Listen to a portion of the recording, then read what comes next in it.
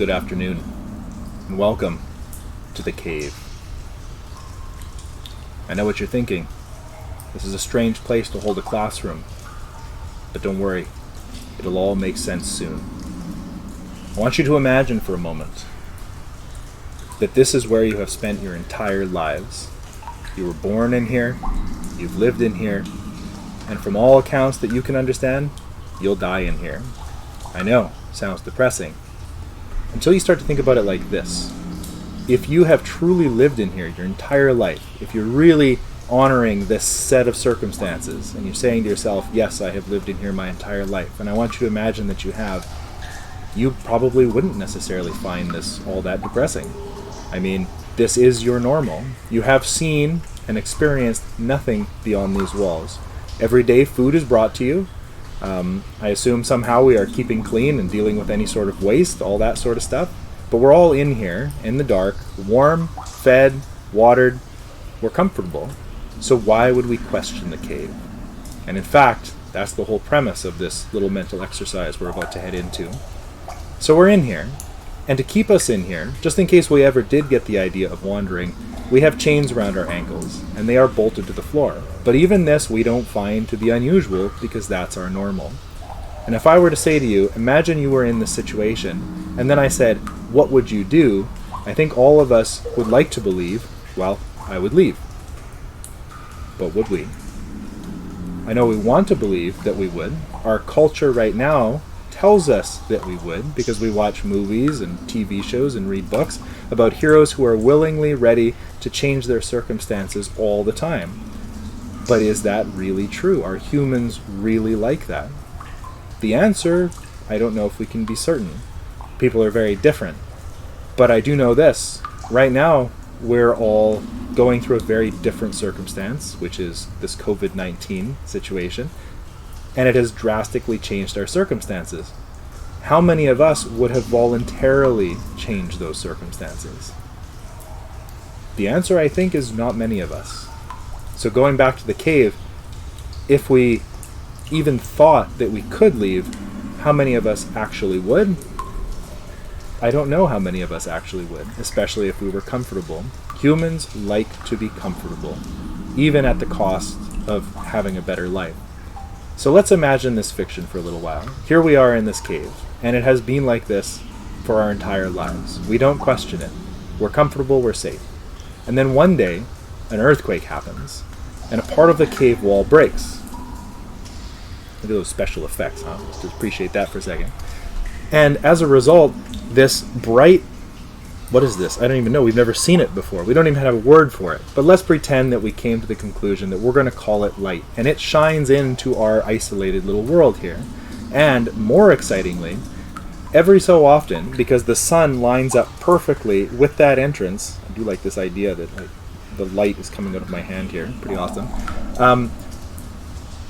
Animals will walk in front of that beam of light. And we will see them projected on the wall. And we, having never seen those animals before, will assume that that shadow on the ground is the animal. That shadow of the dog is the dog. And we assume that that is reality. It is a new piece of our reality. Luckily for us, the earthquakes are not over. And a few weeks later, another earthquake strikes. This one even more powerful than the last. So powerful, in fact, that Sarah looks down, and even though she doesn't look with her eyes because it's too dark, we've never even seen one another, nor even ourselves. We can't see ourselves because it's so dark. So when I say she looks down, really, at one point she probably leans down, feels the chain, and realizes it's broken. She's free. And she begins to kind of stumble around a little bit. But even then, she, like any of the rest of us, do not leave because this is safe, this is comfortable. And even though we see the shadow of people walking across the front of the cave, we don't even know what we even look like. That is how in the dark we are. But a few days later, a third, even more powerful earthquake strikes, and Sarah stumbles down the entrance of the cave and falls into the light. Exciting. Or terrifying. I feel like many of us would find it terrifying. Not least of which because it's not a very comfortable experience. Think about it. When you wake up early in the morning at like 11, being sarcastic, I don't think many of you sleep in that long, although some of you probably do. Sometimes I do. And the first time you go outside into the sunlight after being in your dark room for all that time, what do your eyes do? They don't feel good, do they? We squint, we struggle against the light, and it hurts, and that's what Sarah is feeling as she stumbles out into the light. She cannot comprehend. She cannot see what is right in front of her because the light is too much for her eyes. They've never even seen light before, and it's going to take a while to adjust. But as she's stuck out there, a strange thing starts to happen, and I have special effects for this, so just give me a second. When I say special effects, I mean like effects really, because special might be too strong a word. Hey, there we go. So her eyes are struggling, and she can't really see, and it's really hard and painful to open her eyes. She wouldn't have chosen this, and it had it not been for circumstance that forced her out of the cave, she probably, like the rest of us, never would have lived and left. But here she is, out in the light, and because she is, and because she wants to get back to where she was safe, she has to open her eyes to try and find that entrance. And as she does, her eyes start to adjust. And at first, things are a little foggy, but she sees a dog in the distance, and she realizes that that shape is just like the one that was the shadow on the wall. And for the first time in her life, she comes to this unbelievable conclusion that those things on the walls were just shadows. The real creature was much more complex. It had color, it had shape, it had motion. She didn't really understand what a dog was until she saw one in the light. She needed to see the light. Noticing a theme here? So she stumbles around and she starts to see trees, and she hears water, and she finds things that she never could have found in the cave, because the cave was a very limited part of the universe, and as a result, her view of the universe, her worldview, was very limited because she only saw a small part of it. Eventually, she goes over to where the water is, and she looks down at it, and her eyes are able to see that there are reflections in it. And as her eyes are adjusting, she leans over to get a drink, and as she does, she sees her reflection on the surface of that water. And for the first time in her entire life, she knows herself, because she has gone somewhere that she had never gone before. She had experienced something that she had never experienced before, and she had seen the light. And it is at that moment, as she sees her reflection, she notices the sun sparkling on the surface of the water, and she looks up and she sees the source of all of that shining down. She's excited. She knows the world in a way that she never possibly could have before if she had just stayed in her comfort zone. And being a nice person, she rushes back to the cave, and she climbs back inside because she wants to tell the rest of us about what she has seen. Now, our fairy tales tell us, at least the modern ones, that we would all be so excited. Oh wow, there's this wonderful world out there. We would greet her as a hero, and we would follow her willingly out of the cave. But don't forget, it really hurt our eyes. More importantly, and perhaps more difficult, is the fact that when Sarah gets back into the cave, it's quite dark. And she has a hard time seeing the world the way that she did before. In fact, she has a hard time even talking to us about the things she's seen because she doesn't see the world like we do. She can't see down here. She's become used to seeing colors and shapes and light, and she wants to tell us about these things, but because we've never seen them, we have no frame of reference. And in fact, she now sounds like an absolute crazy person, because she's come down into our world and she's telling us about things that only she has seen, and it sounds absolutely crazy. And we start to be concerned that maybe something is wrong with her. And if something is wrong with her, and she's down here trying to spread that idea, it's dangerous because it could affect the rest of us. We might also go crazy. So not only do we reject her incredible knowledge, this beautiful realization that there's more to all of this, we throw her in prison. We push her away from us. We exile her because her ideas are too dangerous to our worldview. We like our comfort zone, and we will defend it if we have to. So, what is the message here? Let's go back outside for this because being down here is kind of depressing. I think literally I have spent too much time in the cave over the last few weeks. I'm guessing you have too. Alright, here we go. So, what is the message behind all this? This is actually my version, a very short version. This would be way cooler if we were, able to do this as I usually do, get the flashlight out, turn off all the lights, whatnot. But this is okay, this is alright. We've got a video version of it now. This is actually Kolstad's version of the cave. Plato's The Cave, specifically. You've probably heard of it. At the very least, if nothing else comes of all this video stuff and, work this year, if you can go to university next year and you can talk about Plato's The Cave, people will be impressed. This is like the philosophy of Western civilization. Plato is one of the greats. He's somebody that inspired the people that led to Thoreau, that guy whose quote we read on the first day of school when I made you stand out in the freezing cold in front of the school there. Good times, good memories, right? And my whole point that day was that you have to get out of your comfort zone if you want to have a good memory, if you want to have a good life experience. And that's what Plato was talking about all those years ago, over 2 millennia ago, when he was writing The Cave. But when he wrote it, he was actually kind of pissed off, because his mentor, Socrates, who is basically the character who he's talking about in this cave, he believed that Athenians should be able to have some control, some agency over their own life and over their own country, over the republic, and that we should have crazy ideas like elections, and that we should make decisions as a larger group, and it shouldn't just be up to a few nobles.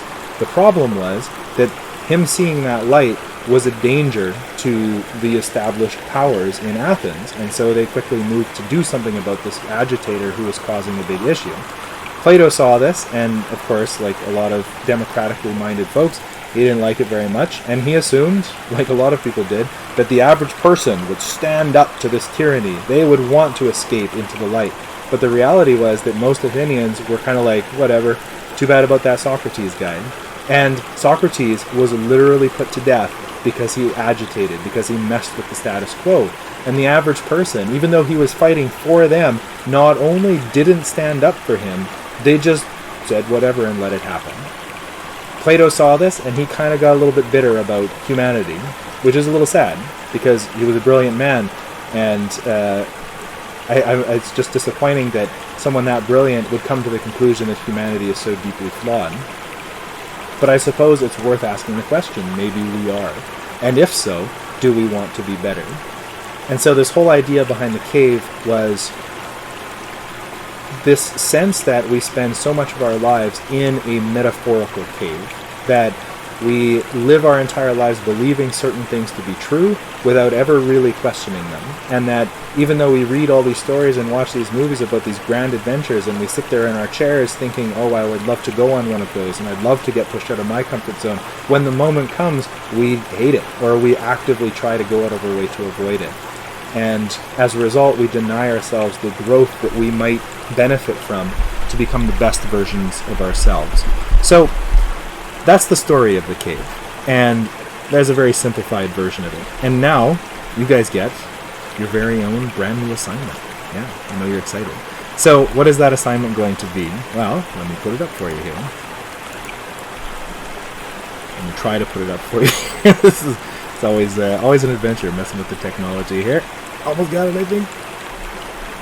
Wait for it. Okay, I'm gonna get this figured out. I'm gonna get it figured out, I swear. There we go. Alright. Oh, actually, you know what? I'm gonna go over to this other screen, because this will be much easier. There we go. Apologies for that. That took a little while. So, this assignment here is our first one in your 2.0 enlightenment folders here. And I'm going to try to pick this up because I see we're already well over 10 minutes. It's got a couple steps to it. Step 1, you have to watch this video. So, good news, you're already well on your way to finishing that. Step 2, read and make brief notes about the abridged text below. This down here, guys, is a very short version of this particular story called The Cave. And you're just going to make a few notes. You don't have to fully annotate it, because you kind of, between this video and this next part, you'll have a pretty good gist of what its message is. Step 3 is watch the TED-Ed animated version of The Cave, and the link is provided here. I'll also put the link to this video on this page once I'm ready to send it out to you guys. After you do those 3 things, I think you're going to have a pretty solid understanding of what the story of the cave is and what its message is, which leads us to the most important part of this assignment, which is step 4. I want you to give an example of 3 of these enormously important aspects of reality are. And Plato made the argument way back in the day that to be truly enlightened, you must understand what truth, justice, and beauty are. If you can see those 3 things, those are 3 things that, while sometimes a bit subjective, he argues that the search for what is absolutely true, what is absolutely just, and what is absolutely beautiful are the path to enlightenment, not what makes us comfortable. It doesn't mean that beauty is always what you think of when you think of as beauty. Sometimes something ugly can be beautiful. And the question is then, what really is beauty? And the search for that answer is what he's talking about when he's talking about this idea of enlightenment. There's that theme again, right? You need the light in order to be enlightened. And light is often that metaphor of knowledge, right? So after looking through all this stuff and getting a sense of what enlightenment is according to Plato, 2,500 years ago, I want you to give me an example from your life or from the world we live in that you think is something that is genuinely true. What is an absolute, undeniable truth, right? It could be something like family is everything, or humans need each other to survive, or the pursuit of knowledge is noble. But really, what I'd like you to do is try to get a little more specific. Tell me a situation where family has been everything. Give me an example of how the pursuit of knowledge is the search for truth and how it has changed people's worldview. The next one is justice. What does justice actually look like? Find an example from the world or from your own life in which true justice was found. Or give an example where it wasn't, where it was called justice, but the result wasn't truly just. And finally, that last one, that one we're all obsessed with, beauty. What is beauty? What does it actually look like? Just because something, ends up on a poster or is very famous, does that make it beautiful? And I think that if you are considering what these 3 things are, as Plato argued 2,500 years ago, you are on your own personal journey towards enlightenment. And that's what this unit is going to be about. It's what this month is going to be focused on, and it's what your final projects, as they will look when we figure that all out, what those are going to look like as well. So I'll wrap it up there, let you guys give this a little bit of a once-over and try to get this done. These answers for these 3 things, they can be fairly short because we are going to elaborate them on in future work here. But I would like you to at least make a few points in there. You don't have to write full responses for each one, although if you're feeling into it at that point, I would love to see that, because this is what we're going to circle back to at the end of the unit. Spoiler alert. So yeah, I'll give you guys today to work on this, and probably, I think, given the amount of steps here, we'll definitely take Monday. We'll see where we are once next week gets rolling, and then I'll tell you what the next step is. But I think this is a unit that you guys will enjoy. It's one that's gone over very well with grade 12s in the past, and to be honest, I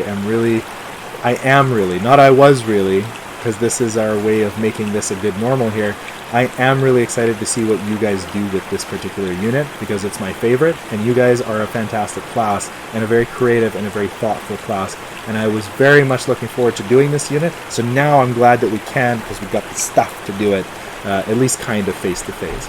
So, give this one a try. If you have any questions, send me some emails, and I'm looking forward to reading your stuff, guys. Have a great weekend, and we'll talk soon. Take care, folks.